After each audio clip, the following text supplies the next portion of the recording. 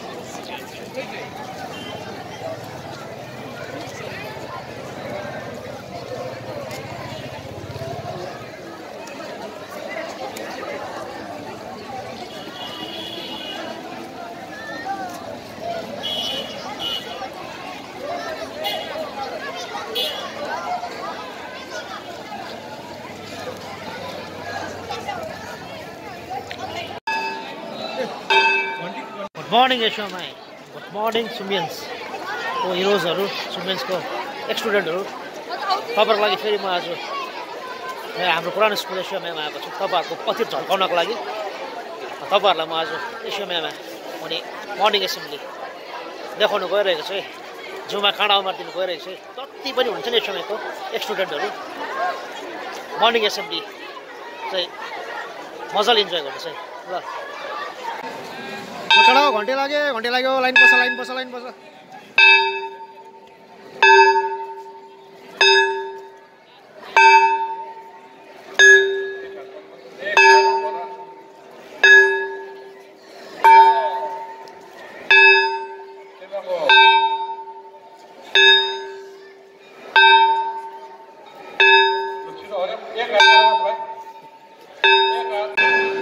केटा हो हामी चाहिँ एसेम्ब्लीमा आएको छौँ हो। हामी चाहिँ लाइनमा बस्यौँ। तपाईँहरू पनि अब लाइनमा बस्दिनुहोस् है मोबाइलबाटै भए पनि। पहिलाको यादहरू आएन होला है केटाहरूलाई। आज क्लास 12 छुट्टी रहेछ 11 12 क्लास टेन्सन मात्रै रहेछ।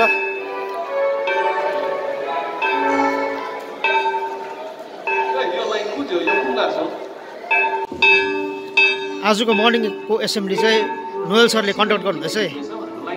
हाम्रो नोएल सर, हाम्रो प्यारो, हाम्रो handsome Noel sir. Stop talking.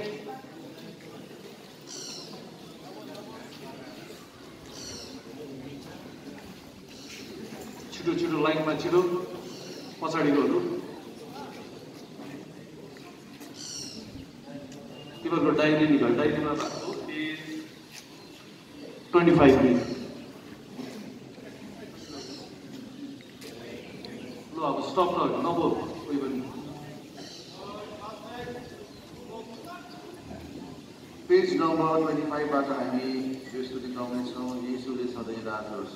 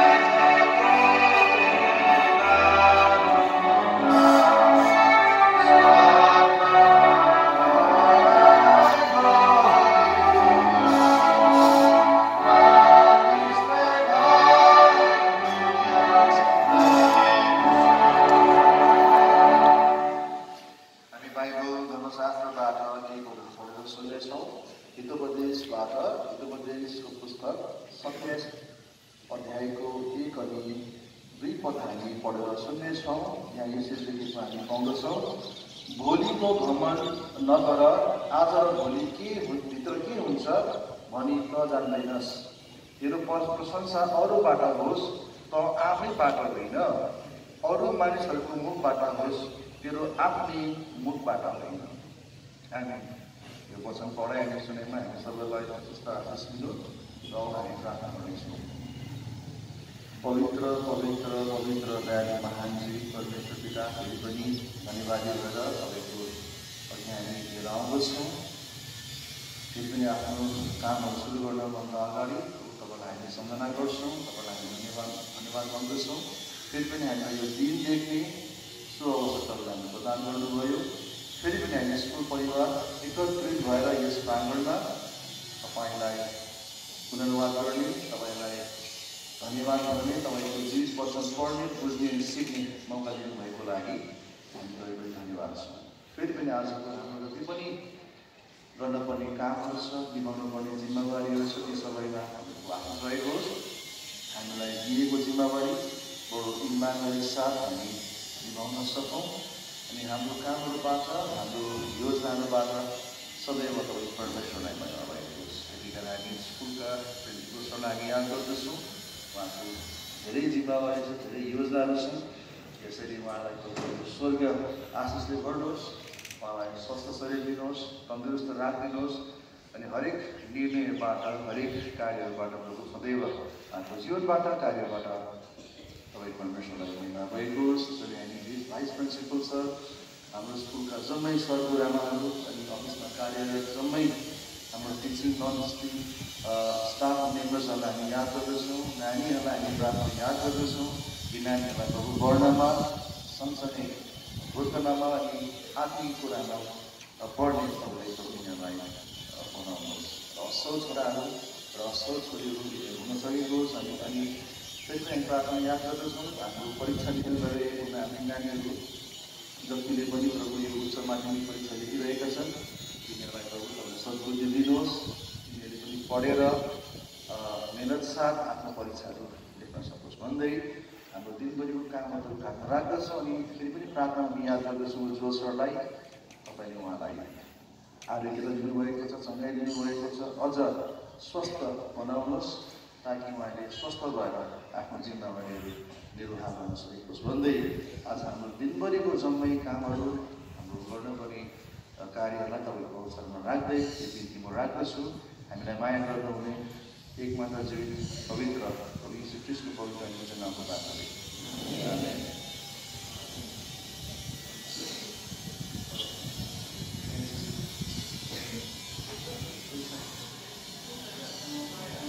राष्ट्रगानको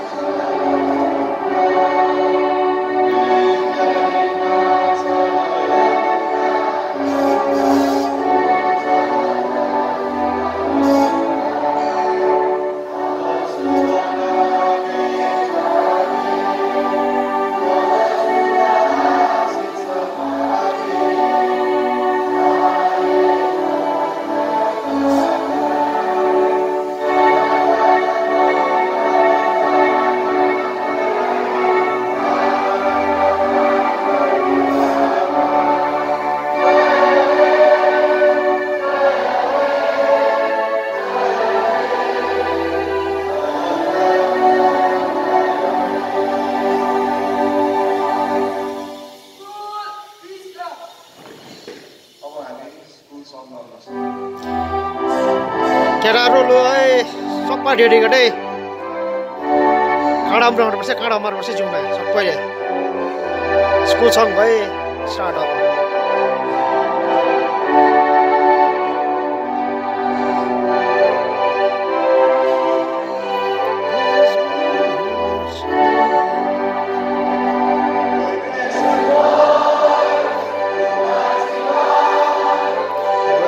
nation boys go marching on, there will be a new tomorrow.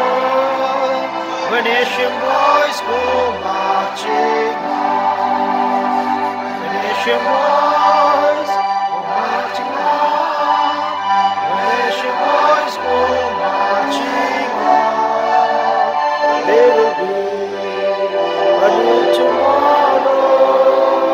When nation boys go marching on, when nation boys go marching on, when nation boys go marching on, there will be a new tomorrow. When nation boys go marching on.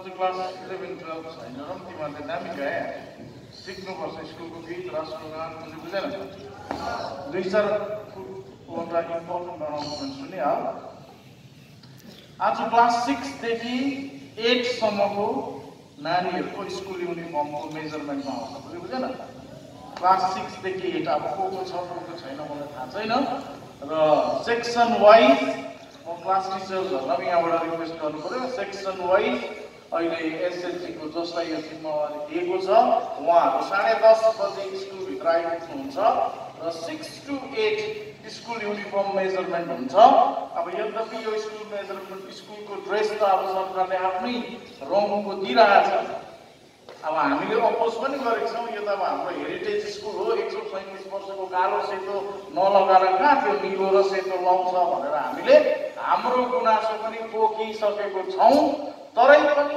फेरि पनि सरकारले अब यो पालि पनि measurement को लागि SLC को ग्रुपहरुलाई पठाइरहेको छ र जे होस् अब मेजरमेन्ट यिनीहरु थपडी बजाइदै ढिलो आउने कति दामी आउँछ ढिलो आउँछ अलिकति अस्तिको रेकर्डहरु राख्नुमै यो ढिलो आउने हो अब गेट चाहिँ बन्नुहोस् न गेट बनिसकेपछि चाहिँ सब बाहिर हुन्छ अब गेट बनिन्छ यो चेपमा पनि गेट बनिन्छ हो उयो गेटहरु सब लाग्छ अब यहाँ साह्रै तमास हुन थाल्यो क्या हिजो पनि म 7:30 तिर यहाँ एउटा काम गरेर आएको थिएँ म त्यही त घुमिरहेको हुन्छु हेर्नु नसक्ने दृश्य मैले भेटेँ क्या मेरो स्कुलमा नि अन्त अब यो सबै बन्द हुन्छ अब 9:05 मिनेटमा बेल लाग्छ 9:05 मिनेट अगाडि एसेम्ब्ली आइस त्यहाँबाट ढिलो भयो नि त गेटबाटै बाहिर बुझेनौ ढिलो आउनु हुँदैन एसेम्ब्ली एकदमै इम्पोर्टेन्ट र 6 to 8 मैले तिमीहरूलाई भनिदिइहालेँ तिमीहरूको आज युनिफर्म मेजरमेन्ट हुन्छ सबै युनिफर्मको मेजरमेन्ट लिनु अब हामीले भनेको छ हाम्रो त कालो सेतै हो अब पछि उहाँहरूले के कस्तो दिन्छ अब त्यही अनुसार काम हुन्छ दिस इज नम्बर 1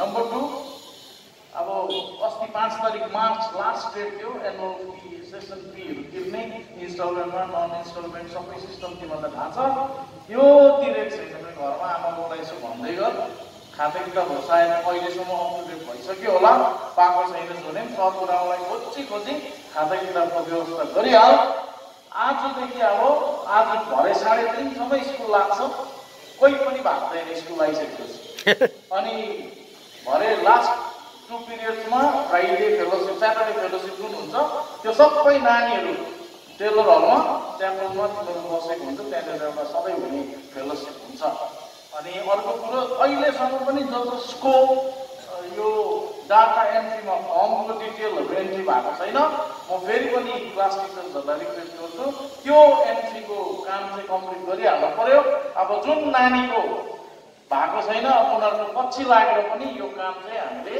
गरिसक्नु पर्ने अवस्था छ यो भयो इम्पोर्टेन्ट अनि अब आज 3:30 सम्म स्कुल लागेर एकैछिन स्कुल कहिले लाग्छ सबै याद छ दोस्रोहरुलाई कहिले लाग्छ रे अब नेक्स्ट विक कन्टिन्यू भोलि पनि यहाँ हायर सेकेन्डरी एक्जाम छ नेक्स्ट विक कन्टिन्यू सबै स्कुलको अवस्था यही हो नेक्स्ट विक त अब कन्टिन्यू एक्जाम छ अब आज पनि भरे 2 बजे बाद तल प्राइमेरी क्यान्टिनको माथिको 2टा रुममा हाम्रो केटाहरु 11 को एक्जाम हुँदै गरेको हुन्छ तिमीहरूले एकदमै डिस्टर्ब गर्नु हुँदैन र अर्को हप्ता अब कन्टिन्यू स्कुलको यो स्कुलमा एक्जाम भएको कारणले गर्दाखेरि अब होल विकले बन्द छ अनि नेक्स्ट विकको मन्डे पनि छुट्टी 27 तारिक पनि इक्जाम छ।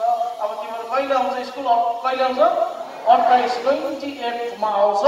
यो बिचमा चाहिँ मैले सरगुरुआमाहरूलाई सब्जेक्ट टिचर्सहरूलाई रिक्वेस्ट गरेको छु असाइनमेन्टहरू दिनु होमवर्कहरू दिनु नानीहरूलाई यो छुट्टीमा अलिकति काम दिनु सायद अब सरगुरुआमाले दिनु हुँदैछ होला।